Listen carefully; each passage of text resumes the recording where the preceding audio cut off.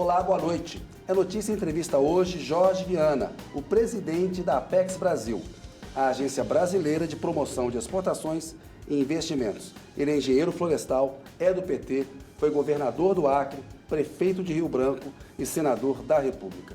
Jorge, boa noite. Boa noite. Um prazer estar aqui no É Notícia. Prazer nosso te receber. Ô Jorge, eu tenho acompanhado a sua agenda pelo mundo e a gente tem visto que a Apex Brasil, no começo de junho, organiza uma missão empresarial lá na China. O Alckmin, vice-presidente e ministro, vai, 700 empresários. Uma semana depois, na verdade, essa semana, mas dias depois, em São Paulo, um evento com a Câmara de Comércio Brasil-Estados Unidos. Então, a Apex tem tido uma agenda muito ativa. Eu vou querer entrar um pouco, Jorge, na diferença das prioridades que o Brasil está tratando, tanto para a China, para os Estados Unidos. Mas eu queria que você, nesse 1 ano e meio aí à frente da Apex, governo Lula, fizesse um balanço do que mudou e que resultados vocês obtiveram. Primeiro eu queria agradecer a oportunidade de estar aqui conversando contigo e com as pessoas que acompanham aqui o É Notícia. Eu acho que a mudança aconteceu no Brasil. O Brasil, hoje, está chegando no mundo inteiro de maneira completamente diferente do Brasil do governo passado. Isso se deve à mudança que o povo brasileiro promoveu, dando oportunidade ao presidente o terceiro mandato. Porque o presidente trouxe de volta o que a gente chama, e eu sempre chamo de diplomacia presidencial. Então, nós temos um grande líder do mundo, num mundo que está carente de líderes, e um líder que é respeitado e que sabe vender o Brasil lá fora. Funciona a diplomacia presidencial? Funciona, porque tem a diplomacia clássica, tem a diplomacia parlamentar, que eu trabalhei nisso quando era senador, tem a diplomacia até empresarial, mas a diplomacia presidencial é a que tem força de vender os produtos ou de fazer o país ficar muito presente no outro lado, porque tudo é negociado, tudo é negociável. Você não tem como vender avião da Embraer se não tiver o governo trabalhando isso junto. E no governo passado, nesses últimos 6, 7 anos, o Brasil estava ausente do mundo. E a imagem do Brasil estava horrível. A imagem que era o país do desmatamento, era o país que estava tirando proteção dos povos originários, era um país que não estava preocupado com a questão da agenda do clima. Isso tudo rejeitou. Negacionista na pandemia. Negacionismo na pandemia, assediar uma COP. O Brasil, que sempre foi uma referência dessa agenda. Então, nós trocamos essa agenda por uma outra. Redução do desmatamento, que aconteceu, agora proteção dos povos originários, priorizando o enfrentamento sem negacionismo da crise climática, sendo um colaborador como o país que tem a maior biodiversidade do mundo, agindo também na transição energética e fazendo... O presidente foi em 20 países o ano passado, eu fui em 25, mas ele foi em 20. E nós fizemos, o ano passado, 8 encontros empresariais com ele. Na África, 3 na Europa, que nós fizemos encontros na Ásia, no mundo árabe e aqui na América do Sul. Isso ajuda muito. Nesses encontros, 500 empresários, 800 empresários, e os negócios começam a fluir. O resultado disso, o nosso vice-presidente também, esse ano, fizemos 2 encontros, um na Arábia Saudita e outro na China, com uma repercussão extraordinária, nosso ministro Alckmin, vice-presidente, e isso mexe nos números da balança comercial do Brasil. O ano passado foi recorde de exportação, de saldo na balança comercial, e esses 5 primeiros meses já estão superando os 5 primeiros meses do ano passado. Isso é uma soma. Claro que o esforço do empresariado brasileiro, dos produtos brasileiros no mundo, conta muito, mas quando você tem o governo, em vez de atrapalhando, o governo ajudando, os números se multiplicam. E por isso que eu falo sempre, temos que mirar agora $1 trilhão de fluxo de comércio exterior, coisa que o Brasil estava patinando nos últimos 10 anos.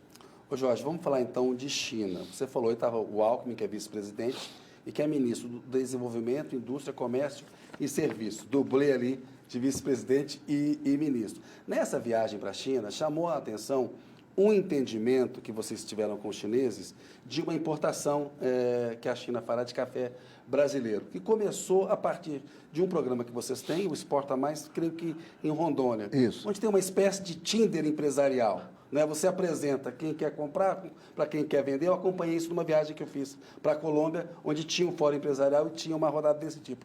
Conta um pouco como que foi essa viagem para a China e quais são as prioridades do Brasil com os chineses, que estão, aliás, vendendo muito carro elétrico para a gente. Então, pois é. Primeiro, assim, é bom destacar que há 20 anos atrás a China não tinha importância nenhuma no fluxo de comércio exterior do Brasil, né? Até mesmo as compras eram muito pequenas. E agora é o país mais importante do ponto de vista do fluxo de exportação de commodities do Brasil. Então, nenhum outro país chega perto. No ano passado, comercial do Brasil. Foram 104 bilhões de dólares de exportação para a China. Dos 330 e tantos que nós exportamos, um terço quase foi para a China. Então, é um parceiro comercial importante. Mas nós vendemos matérias-primas para eles e eles colocam aqui produtos com manufatura. Como agora, o Brasil passou agora, nesses primeiros meses do ano, a ser o maior importador de carro elétrico da China. Já foram mais de 40 mil carros elétricos, 3 bilhões de dólares disso, e a gente tem que refletir sobre esse número. Mas o mercado chinês também é um mercado importante para o Brasil disputar. Inclusive, procurando qualificar melhor. Eu tive com o embaixador da China aqui no Brasil, e essas viagens que nós estamos fazendo, missão com o presidente Lula e agora com o vice-presidente, que é o nosso ministro da Indústria e Comércio, o propósito do próprio ministro Alckmin e do governo do presidente é a gente não ser só um comprador de produtos da China. A China pode ser uma parceira nossa, instalando empresas aqui, para daqui, com parcerias com o Brasil, a gente ter exportação, mas gerando emprego aqui. Por que eu estou falando isso? Porque a China é o maior parque industrial do mundo. Passou os Estados Unidos, passou todos os países. Mas nós não podemos ficar só um bom vendedor de matéria-prima e um bom comprador de... essa mexida na qualidade da exportação a gente vai, sem prejuízo de seguir vendendo, né? A soja esse ano já caiu de preço 20%, o ano passado tinha caído 17%, mas está aumentando o volume e quem mais compra nosso é a China. O minério de ferro também vai na mesma linha e você levantou o negócio do café. Né? Você estava perguntando. De fato, nós criamos na Apex um programa chamado Exporta Mais Brasil, com foco de Exporta Mais Nordeste, Exporta Mais Amazônia. Por que isso? Porque são duas regiões com grande potencial que ainda exportam pouco, comparado com o Sudeste, que exporta muito, com o Centro-Oeste, que exporta bastante, e com o Sul, que exporta bastante. Isso é o quê, Jorge? São as empresas dessas regiões que não têm tanta experiência quanto das outras regiões do Brasil em exportar, aí você está ajudando a superar as dificuldades para a exportação. Por que isso acontece? Vamos olhar os números. Os números do ano passado e 2022 foi tipo assim, 55 bilhões de dólares exportados pelo Centro-Oeste, 50 e poucos bilhões de dólares exportados pelo Sul. Aqui no Sudeste, São Paulo é o carro-chefe, Minas e tal, Rio de Janeiro, como exportando petróleo. Nós, que o petróleo agora está sempre entre o segundo ou terceiro produto da exportação do Brasil, coisa que, graças ao pré-sal, que começou no governo do presidente Lula, mas as exportações são enormes. E quando você vai para o Nordeste e vai para o Norte, você tem uma média de 20 e poucos, 25, 26 bilhões de dólares do Nordeste e é mesmo um número parecido com o Norte. Agora, se você tira a Bahia do Nordeste, nos estados, a Bahia leva quase a metade das exportações. Então, você tem um pouco mais de 10 bilhões de dólares de todos os estados do Nordeste exportando, num universo de 330 bilhões. É pouco. Tem espaço para aumentar. É o lugar que mais tem espaço de crescer, na opinião nossa da Apex. Quando você vai para a região norte, para a Amazônia, de onde eu venho, você tem lá 27 bilhões de dólares de exportações, mas se eu tirar Vale do Rio Doce com o Pará, sobram 6 bilhões de dólares. Então, a região mais rica do mundo, do Brasil, que é a Amazônia, exporta quase nada. Qual foi o nosso enfoque? No governo do presidente Lula, criamos o Exporta Mais Nordeste, Exporta Mais Amazônia. Estamos fazendo aquilo que você ainda há pouco falou. A gente traz vários países compradores. Fizemos, por exemplo, o couro no Maranhão. Então, toda a cadeia produtiva ligada ao couro, nós trouxemos 6 países compradores que têm tradição de comprar couro. Apresentamos os curtumes brasileiros, a indústria brasileira de couro, eles venderam 12 bilhões de dólares. O governador Brandão ficou, eu fui lá com ele, falou assustado, Jorge, em 2 dias venderam 12 milhões de dólares. É muita coisa, nós estamos falando de mais de 50 milhões de reais. Aí quando eu fui lá em Rondônia, levamos o pessoal para comprar o café Robustas Amazônico, que Rondônia é a capital do café Robusta Amazônico. Quem produz mais é o Espírito Santo, mas essa retomada com o trabalho da Embrapa está indo muito bem. E levamos, por acaso, um representante comprador da China, a gente põe lá a rodada com tradutores e os vendedores ali. Eles chegaram a comprar R$ 4.000 uma saca de café, que valia, na época, R$ 500. 4 mil. Por quê? Porque visitaram as áreas, viram e qualificaram. E agora, quando eu fui com o vice-presidente, nós visitamos essa empresa que, na época, tinha 10 mil cafeterias, chamada Luckin Coffee. Na época que você fala, o ano passado. No ano passado. No ano passado tinha Na 10 época, mil. tinha 10 mil lojas que servem café na China. Quando eu fui agora visitar, junto com o ministro Fávaro, que é um parceiro nosso também, ministro da Agricultura, um grande parceiro nosso da Apex, e o ministro Alckmin, nós fomos tomar um cafezinho lá e nós tínhamos organizado, nós da Apex, a assinatura de um acordo de importação de café deles. Pô, os caras já estavam com 19 mil lojas. Praticamente dobrou em um ano. 9 mil, eles implantaram na China 9 mil novas lojas de café só o ano passado. E o que é que eles fizeram? Assinaram um acordo de importar $500 bilhão de café do Brasil. Para um país que tinha importado do café brasileiro $80 milhões em 2022, $281 milhões em 2023, esse ano uma cafeteria chinesa importando $500 bilhão, mexeu no preço do café do Brasil. Então, essa coisa de estar presente, de ter um governo que está interessado em ajudar o setor produtivo, empresarial, é extraordinário. O café, aliás, esses 5 meses, já bateu recorde. Nós já exportamos $4 bilhões de café. O cara diz, mas Jorge, tu está com todos os números. É o meu trabalho. E eu gosto de fazer isso. Então, nós já exportamos. O Brasil exportou, nos últimos anos, $9 bilhões de café. Esse ano, em 5 meses, exportou 4. Porque está a China comprando. E também, obviamente, estamos presentes na Europa, Estados Unidos e nos outros países. Ô Jorge, quando você fala dessa visita à China e essa questão do carro elétrico, a gente viu um investimento muito alto das montadoras no Brasil, né? A própria BYD, que tem trazido os carros elétricos, vai abrir uma fábrica em Camaçari, que é aquela coisa, produzir os carros aqui.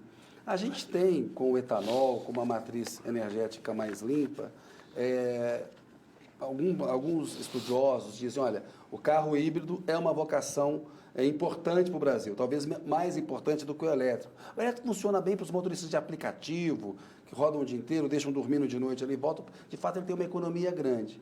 Mas a questão da infraestrutura, para você realimentar essas baterias, fala para a gente como que a Apex vê o futuro da indústria automobilística brasileira, ou seja, é uma combinação do elétrico com o híbrido. Como é que você avalia isso nessas viagens que você tem feito pelo mundo aí?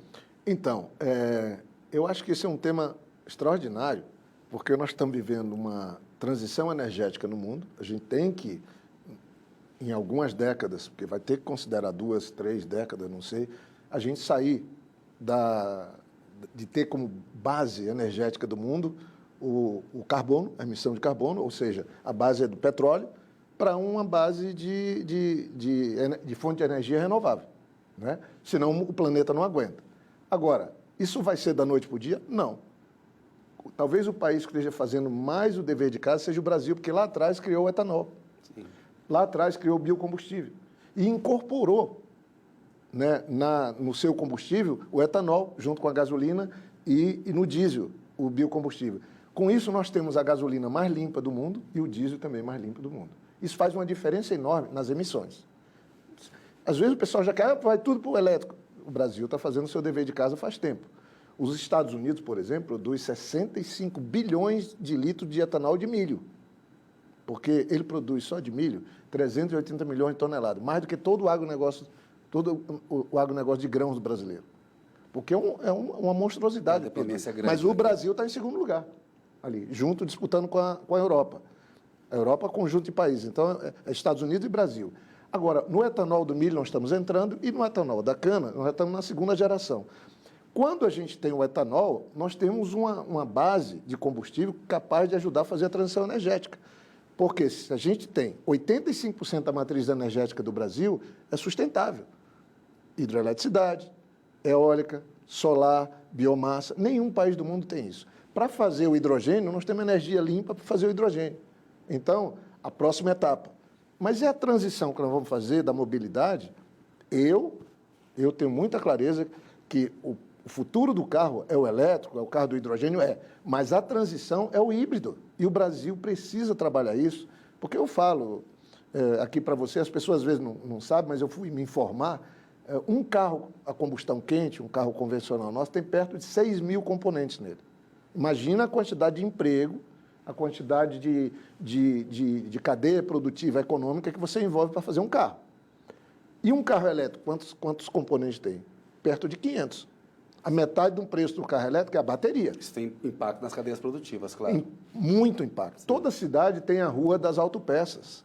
O ABC nosso passou sérios problemas. O governo passado não olhou, mas agora o nosso governo tem procurado trazer as indústrias modernas também para cá. Agora, nós temos uma situação complicada. Está vindo a BYD? Ok, beleza. Mas enquanto ele não faz a fábrica, ele está importando carro, trazendo navio de carro. O Brasil passou a ser o maior importador de carro do mundo, carro elétrico do mundo. Só esse ano já foram vendidos aqui no Brasil 3 bilhões de dólares de carro vindo da China, carro elétrico vindo da China. A China já passou a ser a maior produtora de carro elétrico.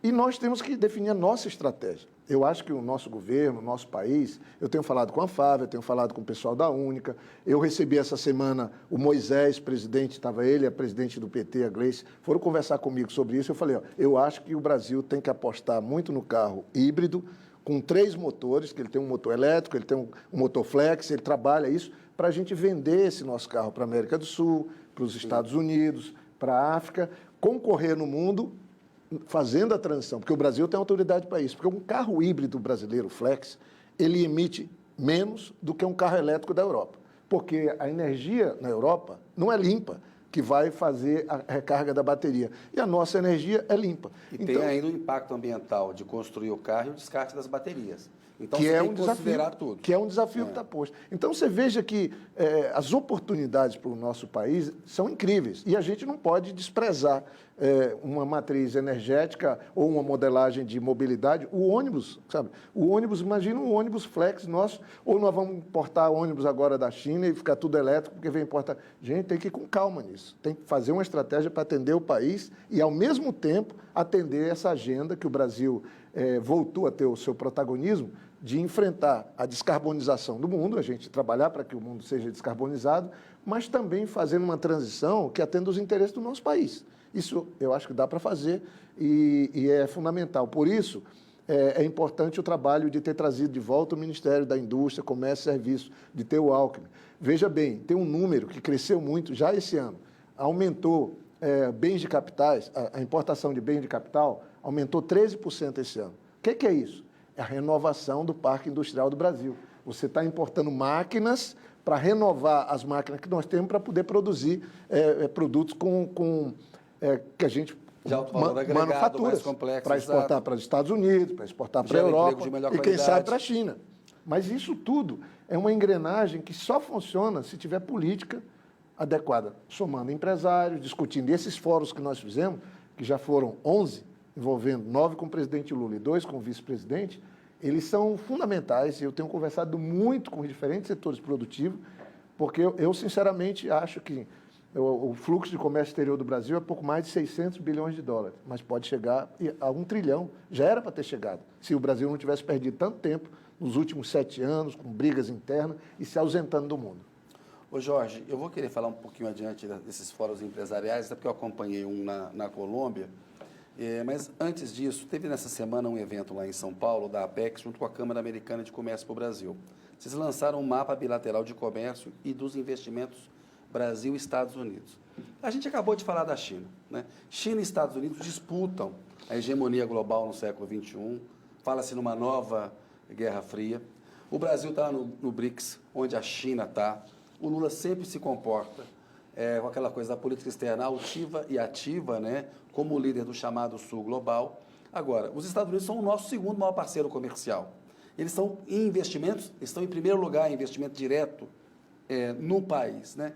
Conta pra gente qual que é a estratégia da Apex para a relação com os Estados Unidos e o que é esse mapa bilateral de comércio entre os dois países. Eu acho que assim, é muito bacana essa tua pergunta e essa conversa que a gente está tendo, porque veja bem, em 15 dias, nós lançamos um mapa de atração de investimento Brasil-China e o mapa de atração de investimento Brasil-Estados Unidos.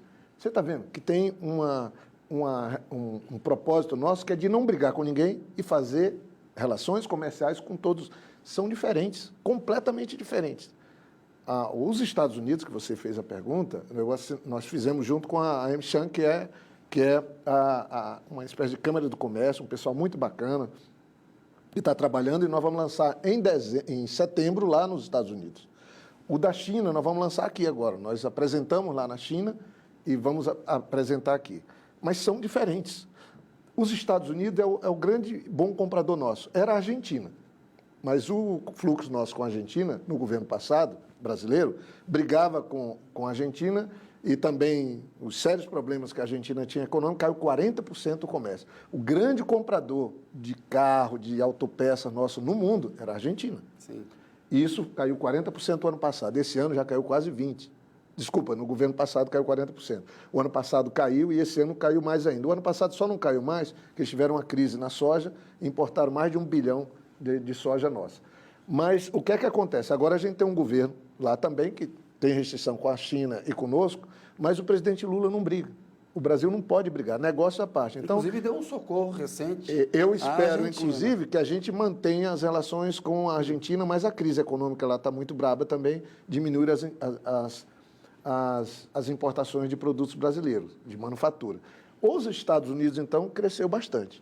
E nós pensamos que os Estados Unidos, quando nós fizemos uma reunião dos SECOM, setores de comércio exterior de todas as embaixadas e consulado nos Estados Unidos, que são 9, mais Canadá, nós estamos fazendo em todo mundo. Fizemos na África, fizemos na América do Sul, fizemos no Caribe, estamos fazendo lá, vamos fazer na Ásia e depois na Europa.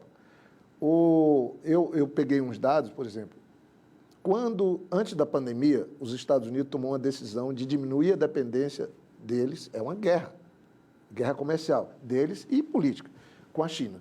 Então, 23% de tudo que os Estados Unidos importavam vinha da China. E eles falaram, isso vai acabar. Quando chegou na pandemia, ficou mais explícito ainda. Lembra? Avião parado para pegar respirador, avião dos Estados Unidos parado. De insumos. Querendo a máscara. Vacina, não tinha fábrica de máscara. Produtos de equipamentos individuais, luva, tudo. Aí o mundo viu que estava dependendo muito da China. Eu não estou aqui defendendo nem nada, só estou constatando. E os Estados Unidos montou um plano de diminuir a dependência. Hoje ele só importa 10% do que ele consome da China. Mas o que é que eu reclamei lá? Falei, por que não foi o Brasil que se ofereceu comercialmente para substituir parte? Quem ganhou? O México. Sim. Quem ganhou? Canadá e outros países é que assumiram esses 13% da maior economia do mundo. E o Brasil ficou fora, porque não tinha uma estratégia.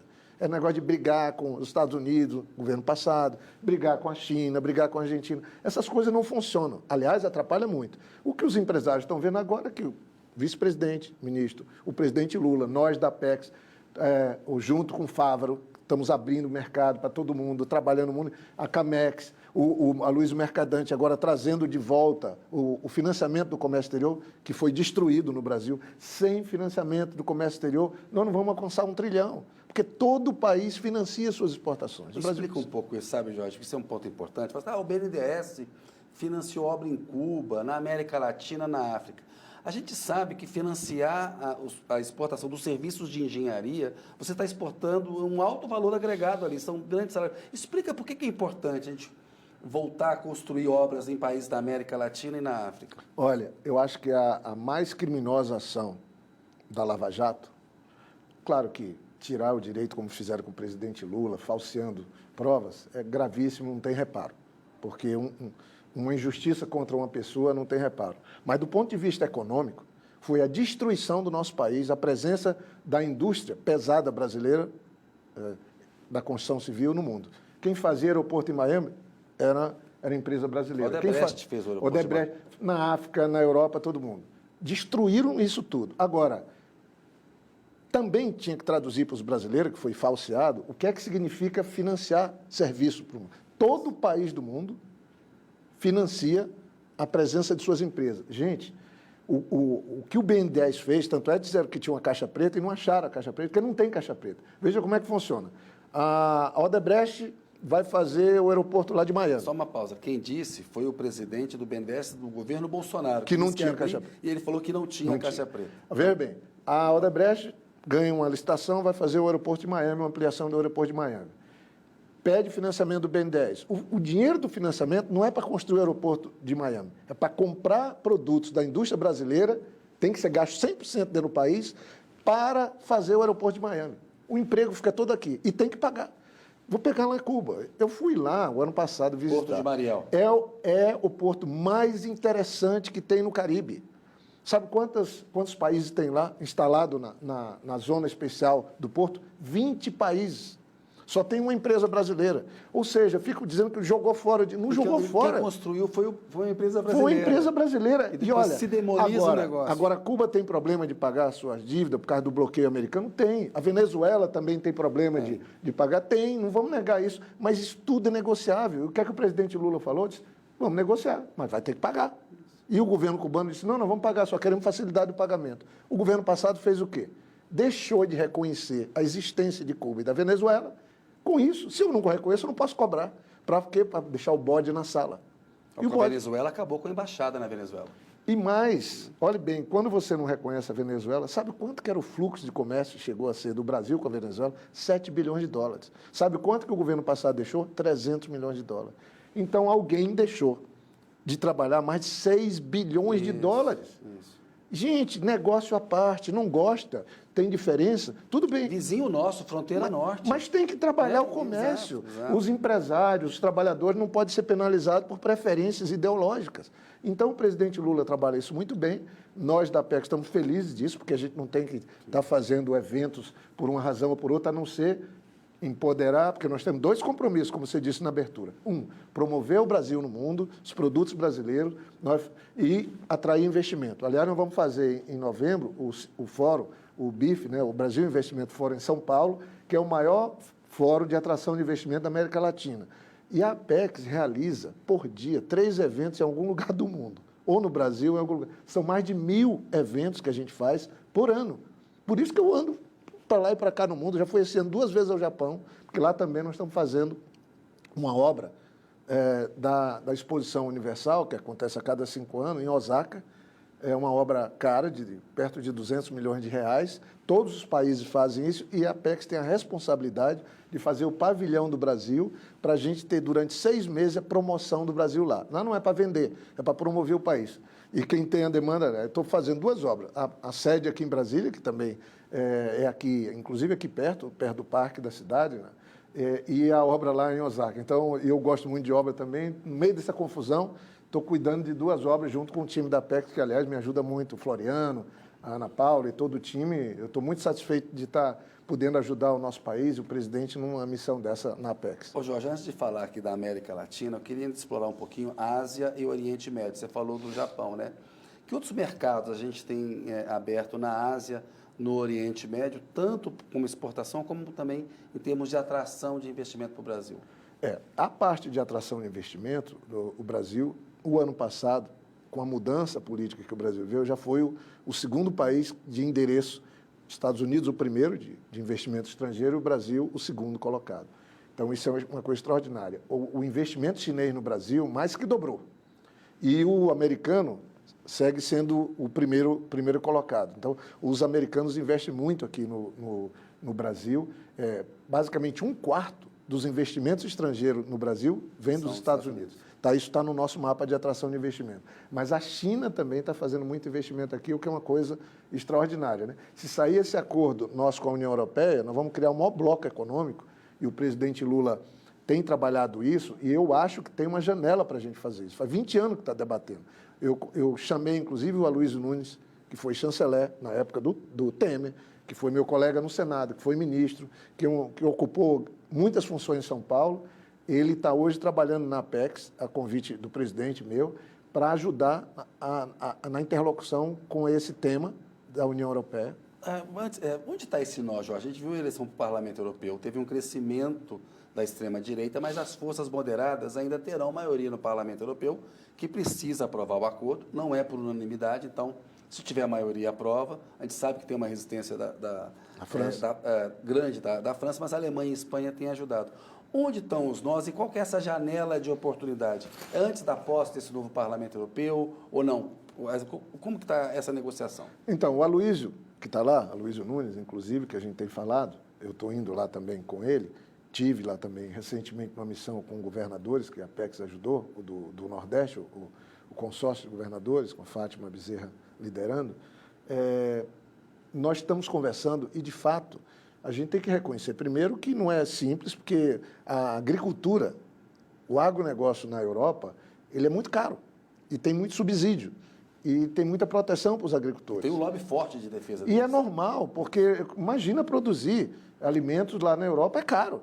Então, isso aí não é que atrapalha, isso aí tem que ser reconhecido como um problema. A França, por exemplo, tem mais uma pegada nesse aspecto, o próprio presidente Macron sofre as questões internas com isso. Mas tem ampla maioria hoje para construir isso. Eu acho que está perto de sair, tem uma possibilidade de sair, e acho que no segundo semestre tem uma janela de oportunidade. Não vamos, mas assim, inclusive a próxima conversa que eu tiver com o presidente, eu vou relatar detalhes para ele de que está muito na mão. Nós estamos esperando a eleição ser concluída do Parlamento Europeu.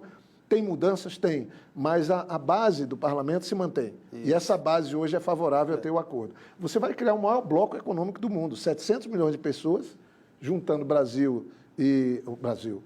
o Mercosul com a União Europeia, onde o Brasil é o país mais expoente, assim, é algo extraordinário para a gente poder ganhar espaço para os produtos brasileiros e também ter um fluxo maior de comércio com o maior comprador do mundo.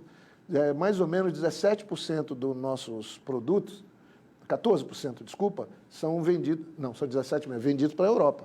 Né? É assim, China, Estados Unidos e Europa. São os grandes compradores nossos. Eu falo que é o grande supermercado do mundo também. Na feira da Anuga, o ano passado, eu fui com o ministro Fávaro, o Brasil vendeu 6 bilhões de dólares na feira que a Apex, junto com as empresas e as associações, fez. A maior venda no passado, é uma feira que acontece a cada 2 anos, tinha sido 4 bilhões de dólares. Então, as coisas estão crescendo muito. Na Ásia, você estava perguntando, o grande centro comercial hoje está na Ásia. Nós vamos fazer agora um encontro dos SECONS no sudeste da Ásia, em Bangkok, e depois vamos fazer em Tóquio, agora em outubro. A Apex está organizando, leva todo mundo das embaixadas, dos SECONS, feito em parceria com os Estados Unidos, leva o pessoal, os adidos, as adidâncias todas. Aí é feito com o ministro Fávaro, com a parceria do pessoal do MAP, e a gente bola a estratégia de como é que vai lá. Por exemplo, lá a disputa é para botar o algodão, que a gente disputa com os Estados Unidos na Ásia, porque as grandes confecções estão lá. A gente quer abrir o mercado de carne do Japão, que é fechado para a carne bovina brasileira. Estamos abrindo da Coreia, que também é... Porque tem também a Austrália, que concorre lá. Isso, que é grande então, de é disputar o mundo. Tá agora, para isso, exato. A gente discute, levanta as questões. Tanto é que nós estamos dividindo a Ásia em 2 encontros, porque a Ásia é um monstro, só a China. Então, nós vamos reunir China, Japão, Coreia e provavelmente Filipinas em Tóquio, e o restante nós vamos reunir em Bangkok. Com isso, a gente fica com um foco melhor de como é que a gente pode avançar lá no Vietnã, que é, por exemplo, o Vietnã é nosso concorrente do café. É o segundo país mais produtor de café. Mas nós temos que estar juntos. Claro. Outros produtos a gente vende para eles, como algodão. Né? Talvez vamos abrir um escritório da Apex em Singapura. Porque a Jetro, que é a agência japonesa, tipo Apex, eu estive lá agora, me ofereceram um almoço, o presidente da Jetro. Só no Japão eles têm 50 escritórios e no mundo 70. Nós temos 11 escritórios no mundo e aqui no Brasil 5. Mas não que a gente queira abrir tantos escritórios, mas vamos nos virar para fazer frente a esses países que têm uma estrutura melhor de apoio. Ô Jorge, você... Mas está indo bem, estou feliz da vida. Eu tenho visto, e você está com os números na cabeça, é muito interessante, que te acompanhei muito no Senado, lembro de você na época do governo do Acre. Tem uma coisa interessante que eu queria falar com você. Você foi companheiro do Chico Mendes, sim, da Marina, no início dessa luta ambiental, né? Você está dentro dessa luta há muito tempo. A gente viu uma mudança de eixo na política externa brasileira, muito clara nesse Lula 3, que é o eixo ambiental faz parte da política externa. Você estava falando da venda para a União Europeia, como é importante, né? E eles demandam, né? Ou seja, que a compra dos alimentos, dos produtos tenham um selo verde. Quero saber a origem. A origem. Qual que é a importância? Explica, Jorge, por que isso afeta o comércio do mundo inteiro e afeta o Brasil? Então, tem uma coisa que eu acho que é uma preliminar, e eu falo como engenheiro florestal. Quando fui governador do Acre, o primeiro mandato foi no governo Fernando Henrique, em 98, eu criei um jogo Governo da Floresta. Eu trabalhava com o Chico, nós, Marina, o Binho, a turma nossa do Acre, o Tião, meu irmão, que depois foi governador, e o Binho também. Nós entendíamos, nós moramos num estado, na Amazônia brasileira, a maior floresta tropical do mundo, que tem 25% da biodiversidade do planeta, tem 12% da água doce do planeta. O mundo, a gente já entendia que estava vivendo uma crise. O modelo de produção e consumo, o planeta não aguentaria. falando com a comunidade científica, lá atrás a gente já estava vendo o sinal amarelo, que hoje é sinal vermelho. Sim. E agora a agenda é a nossa que a gente implantou no governo do Acre lá atrás. E eu fico dizendo, poxa vida, eu era criticado por fazer uma agenda que agora todo mundo adota e a COP de Belém vai tratar exatamente daquilo que o Chico Mendes defendia, que nós defendíamos lá atrás. Mas tudo está muito preso a isso. Mas tem uma coisa, eu fui relator do Código Florestal, que estabelece as regras de uso do solo no Brasil, seja no Cerrado, nos diferentes biomas, seja na Amazônia. Aí o pessoal diz, mas por que na Europa não tem reserva legal? Por que na Europa eles não fizeram, destruíram tudo? A Europa tem 4, 5 tipos de árvores. É um clima completamente diferente, a biodiversidade é pobre. Então lá não é necessário. Agora, aqui a vida do planeta depende da gente. Depende do Congo, que é outra floresta. E tem um modelo de economia para essa diversidade, Tem né, que ter um modelo. Agora, esse modelo pode ser eficiente. Você olha lá a Califórnia, é o 5º PIB do mundo, eu fui lá ver, já quando era senador. Como é que eles transformaram um deserto no 5º PIB do mundo? E como é que nós não transformamos a Amazônia, a região mais rica do mundo, no 5º PIB do mundo? Por que exporta tão pouco? Porque nunca teve política de usar os recursos, de fazer o manejo dos recursos. E aí, quando o consumidor da Europa e do mundo quer saber de onde vem o produto, ele quer saber se está gerando desmatamento. Então, mesmo no Cerrado, nós vamos ter que tomar cuidado. Se seguir esse negócio de incêndio, tocando fogo em tudo para plantar, nós vamos perder mercado. A Europa, no governo passado, chegou a fazer uma lei de desmatamento, que diz o seguinte: o importador europeu, não é o exportador, tem que provar que aquele produto que ele está botando no supermercado não vem de área desmatada, de queimada. Gente, isso é um atraso para a política do Brasil. No Cerrado a gente tem um problema, que a questão da reserva legal ela ficou em 20%. Então tem um espaço para desmatar muito grande. Muita gente fala, a Marina esteve aqui na semana passada e falou, olha, talvez a gente tenha que pensar numa lei especial, como pensamos para Mata Atlântica, para o Cerrado, porque é a caixa d'água do Brasil. As nascentes estão lá, né? É um bioma super importante e agora, né, secas fortes também se agravando no Senado, o Senado secando. Então, foi importante você ter feito essa menção de que nós temos que tomar um cuidado com o Cerrado. E aí tem duas coisas. Primeiro, a mudança climática, que traz eventos extremos seguidos, olha o caso do Rio Grande do Sul, é uma tragédia que ninguém podia imaginar que seria numa dimensão dessa. Não tem dinheiro que chegue para reconstruir. É muito grave. O Mississippi, lá, o grande vale de produção de grãos do mundo, nos Estados Unidos, está vivendo seca, está beneficiando a gente, mas estão vivendo seca e está mexendo na produção deles. Nós vamos ter sérios problemas. Chuva demais e seca demais, às vezes no mesmo ano. O Rio Grande do Sul viveu, o ano passado, a maior seca e esse ano a maior cheia da história. Inimaginável. Mudança climática afeta a segurança alimentar, Tudo. vai afetar exportações e importações no mundo inteiro, inclusive do Brasil, né? Sem dúvida. E aí que entra uma coisa, nós estamos falando de economia. Se a gente cuidar das nossas florestas, se a gente manejar melhor o uso da terra, a gente vai ter menos problemas, inclusive, para quem planta soja, para quem cria gado, para quem planta milho, para quem trabalha a atividade produtiva, quem planta feijão. Se nós não cuidarmos disso, nós vamos pagar caro. Vai perder economicamente. Então, essa regulação, porque as florestas têm muito a ver com o regime de chuva. E nós temos aqui os rios aéreos.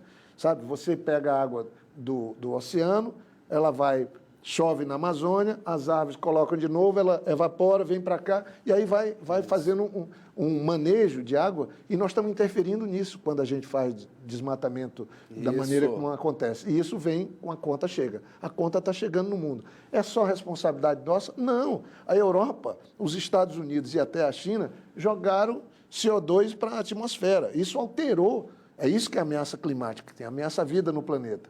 Agora, os países como o Brasil, que não foi responsável por tudo isso, mas que estava também conduzindo mal a sua floresta, não pode pagar a conta. Isso, claro. Nós temos que dividir essa. E principalmente os países do sul global, como quer o presidente Lula, a gente tem que, na transição de modelo energético que a gente está vivendo no enfrentamento da crise climática, não pode ser os países do norte global ganhando de novo, porque foram eles que causaram essa situação toda.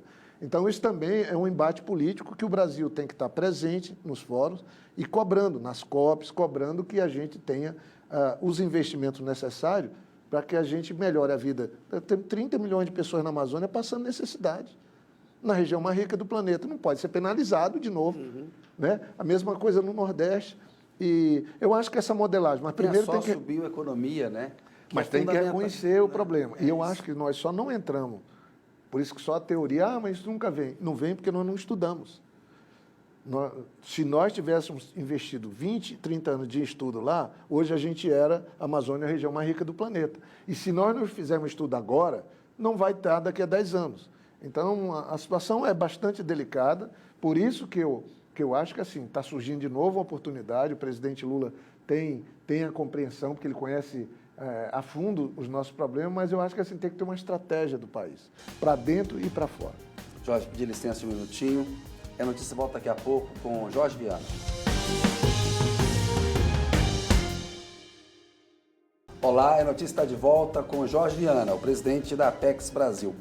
Ô Jorge, agora eu queria falar um pouquinho, eu acompanhei o Fórum Brasil-Colômbia em abril, que a Apex promoveu, o Lula foi, e a gente viu que caiu, como você falou há pouco, caíram o comércio bilateral entre Brasil e Argentina, e a Colômbia pode ser um caminho para ajudar a melhorar a relação do Brasil e a relação comercial com os parceiros na América do Sul. Como é que é teu plano para a América do Sul e para a Mercosul?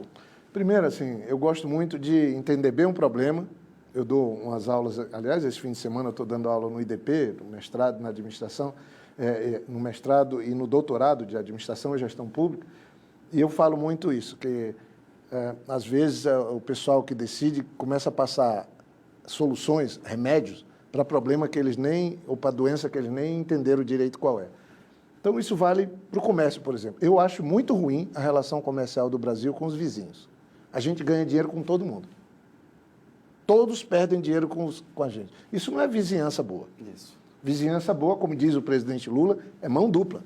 O presidente Lula fala claramente, nós temos que trabalhar para que os vizinhos nossos também ganhem dinheiro com a gente.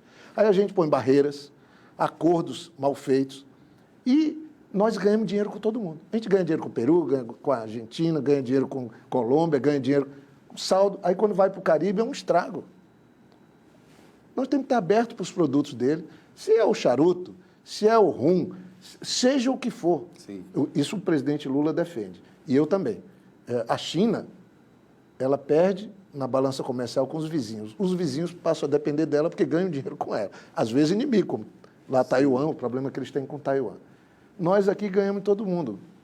Termina que não é certo. Aí com a Argentina tem uma crise lá, independente agora de mudança de governo. Eu acho que o Brasil tem que ficar procurando oportunidade para a gente retomar a Argentina como um grande parceiro comercial. É esse o foco que o presidente Lula tem nos orientado. Mas a segunda economia é Brasil, Argentina, Colômbia, depois Chile, depois Peru. E nós estamos fazendo um encontro empresarial na Colômbia, porque a Colômbia é um país interessantíssimo, está crescendo bastante e tem que ser ampliado o comércio com ele. O Chile é a mesma coisa. E agora tem uma missão para ir para a Bolívia. Bolívia é julho, Chile é agosto, é isso, né? Porque o Chile o presidente cancelou por conta da crise no Rio Grande do Sul, estava tudo pronto, mas eu acho muito interessante essa decisão do presidente de estar presente nos países vizinhos para ver se a gente melhora. E ele tem falado isso, falou lá na Colômbia, precisa de duas coisas, pelo menos. Melhorar a compra, facilitar a entrada de produtos dos vizinhos no Brasil. Ah, mas um setor não quer uma coisa, não quer outra. Gente, não é um país, não estou chamando pequeno diminuindo não, mas um país que tem um comércio bem menor do que o nosso, pondo algum produto aqui que vai afetar o nosso comércio. E o enriquecimento dos vizinhos é benéfico para nós, eles passam a comprar mais. É isso. E o presidente Lula quer isso. Ele quer isso e quer também o financiamento da exportação. Então, eu acho que isso é muito bacana e a estratégia é essa. No Caribe, por exemplo, nós fizemos um encontro do SECOM. Dá dó de você ver. O CARICOM, que são 6, 7 ilhas, gente, eles dependem de tudo. E sabe quantos turistas passam por ano no Caribe? 50 milhões de turistas. Quem é que vende para aqueles países lá? Os Estados Unidos e México. Ganham dinheiro, o Brasil tem que estar lá vendendo. Certo. Mas para isso tem que escancarar. Tudo que vocês tiverem aí, a gente compra. Se quiserem ver. Porque não vai alterar o nosso comércio, mas vai abrir mercado para nós. Ô Jorge, tem uma questão que eu quero abordar com você, que é importante, é sobre o escritório da Apex lá em Miami. Uhum. A extrema-direita ela é um mal no mundo inteiro. A gente viu o que o bolsonarismo fez no Brasil e quanto retrocesso a gente teve em todas as áreas. Questão ambiental, direitos humanos, economia. Todo dia sai um dado de como que esse período foi negativo. A Polícia Federal tem uma investigação sobre aquela questão até das joias que o Bolsonaro recebeu. É aquilo que a gente sabe e que são águas passadas. Mas a ameaça está sempre aí. A gente está vendo lá na Europa e é importante a gente entender. Eu sei que tem uma comissão que você montou, que a Apex montou, para ver o que aconteceu ali no escritório em Miami. Porque o pai do Mauro Cid, que foi ajudante de ordens do Bolsonaro, o general Lorena Cid, tinha lá uma posição. Houve uso da estrutura da agência, houve colaboração de funcionários. O que você está investigando lá, a Apex está investigando, o que você pode dizer para a gente? Olha, o nosso relatório, que tem 2 trabalhos sendo feitos, tem uma pessoa que assumiu a direção do escritório lá, com uma pessoa muito experiente da Apex, chefe do nosso escritório, que é a Márcia de São Paulo, ela está cuidando e vai estar entregando também um relatório do que ela viu, que está vendo lá. Paralelo a isso, nós criamos uma comissão na área de compliance, na área de integridade, na área de transparência da Apex, que está terminando também esse relatório. Eu não acho razoável eu adiantar nada, porque eu ainda não recebi essas informações. Mas o que eu posso dizer, por tudo que a gente já constatou, é de que tentaram transformar o escritório lá num aparelho, desconsiderando os funcionários e danificando a reputação da Apex. Mas nós vamos mudar isso. Desviaram a função da Apex Claro lá. que desviaram. Né? Tem informações lá que eles criaram, inclusive, uma figura que não existia, que é anexo consular, para buscar imunidade para o general que estava lá. Gente, isso não se faz para quê? Para se proteger de quê? Sabe? Não tem nenhum escritório do mundo na Apex que tenha esse vire anexo consular para dar uma certa imunidade diplomática para os componentes da Apex. Nós temos o passaporte nosso é verde, é de trabalho, não é vermelho, é verde. Então, essas coisas que aconteceram são muito ruins.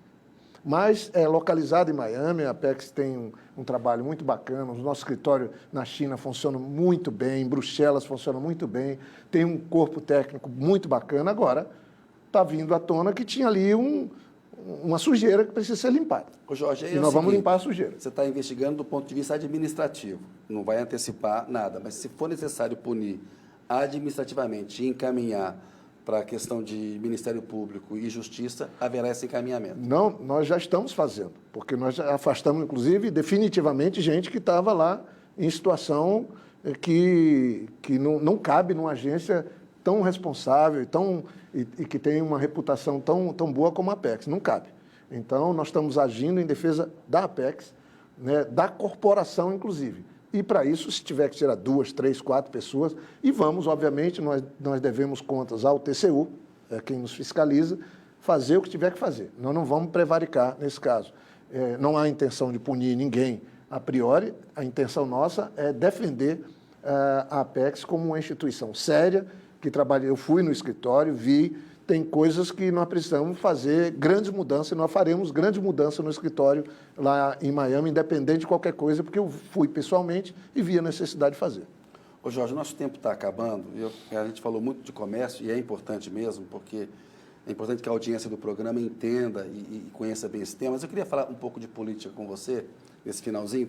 Saiu uma pesquisa da Datafolha nessa semana, uma avaliação do Lula, índice ótimo bom 36%, regular 31%, ruim péssimo 31%, ou seja, quase um terço e o ótimo bom um pouco acima. Quando você pega, desde o ano passado, tem uma pequena queda, mas depois há uma recuperação, há uma estabilidade, não há uma sangria na popularidade.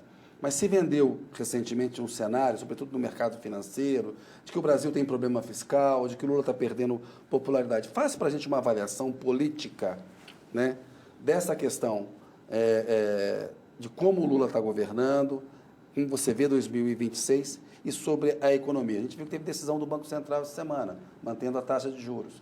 Muitos falam, olha, tem uma ameaça fiscal. Eu queria que você avaliasse isso.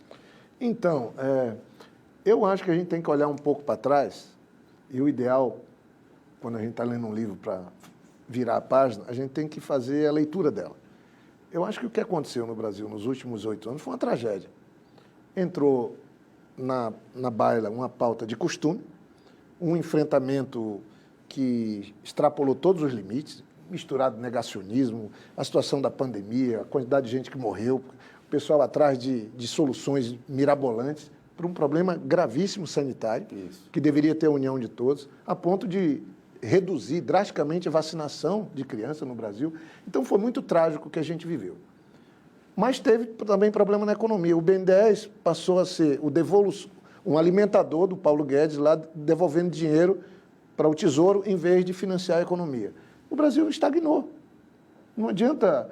O Brasil deixou de crescer, se ausentou, inclusive, do mundo. Com o presidente Lula voltando do seu terceiro mandato, uma coisa certa que a gente tem é que o BNDES voltou a ter função, o Brasil voltou a ter políticas públicas, e a inflação, que é um termômetro interessante, absolutamente controlada, a gente tendo crédito para pequeno produtor, para o grande produtor, o maior plano safra da história, o ministro Fávaro e o presidente lançaram, o crescimento e recorde nas exportações, um ambiente de crescimento econômico retomado, surpreendendo, inclusive, a Faria Lima, o mercado. Eu acho que deveríamos ter uma espécie de... A Tereza Cruvinel usava muito essa palavra, o armistício. Assim. Nós tínhamos que parar. Será que não já passou do ponto? É conflito demais. O Congresso é gente com telefone toda hora. A gente viu essa coisa do PL do estupro. Que o autor do projeto falou, eu vou testar o compromisso do Lula com a bancada evangélica. Pois é essa pauta que atende o Brasil, está na Constituição brasileira, está no Código Civil há mais de 80 anos, uma regulação de como é que trabalha o aborto quando necessário, já que é uma situação muito delicada, seja para a mulher, mas estamos falando de aborto, quando uma criança, que é uma menina, ou às vezes...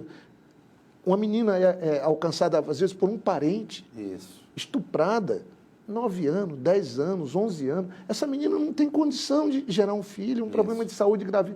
O direito da mulher também. E a legislação brasileira é conservadora. Ela é conservadora. A hipótese legal é risco à saúde, feto anencefalo, só tem isso. Estupro. Todo mundo defende as pessoas evangélicas, católicas, que têm uma clareza das coisas, fala, isso aqui é conservador, isso aqui não é ruim.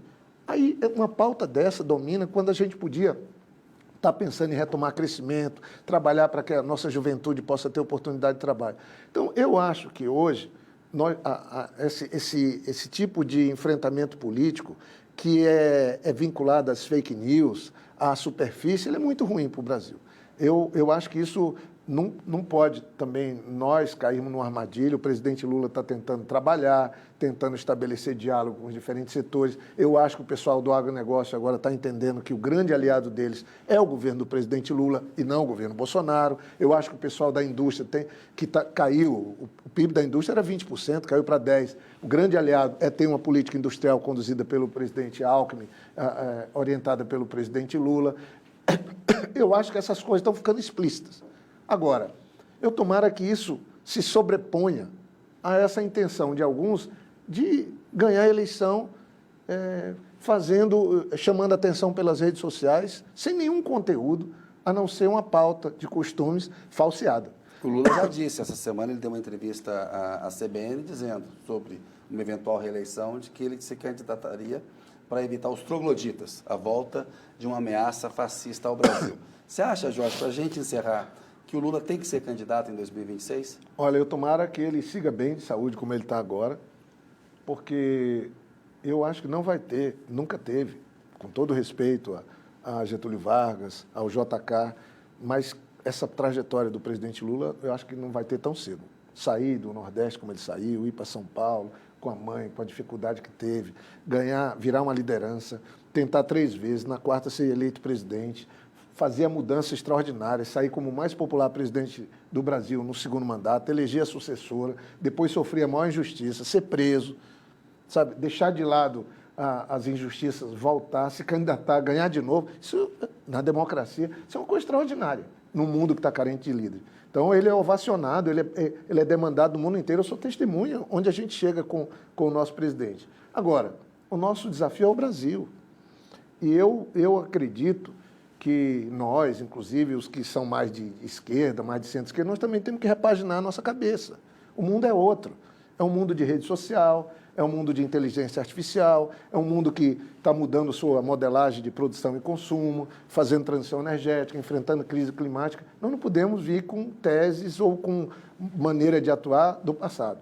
Mas também não dá, por outro lado, ficar com uma pauta que não produz nada e que divide tudo. Divide as famílias. As pessoas não conseguem mais reunir uma família num domingo para discutir um futebol, para discutir alguma coisa, principalmente agora que o meu Botafogo é líder, eu queria que tivesse todo mundo discutindo futebol, mas não, é brigando, procurando onde é que está a diferença de um para o outro, por questões ideológicas burras. Questões ideológicas burras. E, se o Brasil não superar isso, vai ser muito difícil. Eu acho que hoje, com todo o respeito aos demais, é só olhar para o Congresso, é só olhar para os partidos. Nós dependemos do presidente Lula. Tem bons governadores, tem alguns bons governadores. Tem outros que são um desastre. O Congresso já foi melhor, gente. Já teve grande liderança lá. Em 2026, tomara que a população faça a melhor escolha. Agora, eu espero que o presidente Lula possa concluir esse trabalho, porque eu sou testemunha. Eu acho que o Brasil precisa dele. Tomara que ele tenha saúde. Eu sou defensor de que ele com boa saúde, que ele tem boa saúde, se cuida, a gente ter o presidente para poder criar uma estabilidade, o Brasil crescer, aí sim, ele sai, se aposenta e a gente tem um Brasil longe dos conflitos e conquistando cada vez mais espaço no mundo. Eu aposto nisso. Jorge, obrigado pela entrevista, boa noite, parabéns aí pelo trabalho. Eu que agradeço. Continue na luta. Obrigado aí pela oportunidade. Valeu. Pessoal, agradeço muito a audiência de vocês, boa noite, até semana que vem.